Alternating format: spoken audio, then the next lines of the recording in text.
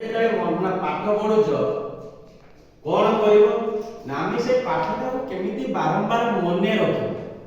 କେମିତି ମନେ ରଖିବା? ଆମେ ଆଗେ ପଢିବା, ବାରମ୍ବାର ପଢିବା, ତାକୁ ଦି ଥର ଲେଖିବା। ଯେତେ ଲେଖିକି ଅଭ୍ୟାସ କରିବା ପାଠଟା ମନେ ରହିବ। ମନେକର ବିଜ୍ଞାନର ଗୋଟେ ପାଠ ଦେଇଛି କଣ ଆମର ଆମେ ପୋଷଣ ବିଷୟଟାର ଆମେ ଆଲୋକ ପ୍ରକ୍ରିୟାଟା ଶିଖୁଛନ୍ତି। ତେଣୁ ଆଲୋକ ପ୍ରକ୍ରିୟାଟା କଣ ବଡ ପାଠଟେ ପଏଣ୍ଟ ମନେ ରହିବ, ତାକୁ ଭାଗ ଭାଗ କରିଦବ, ସ୍টেপ ସ୍টেପ କରିଦବ।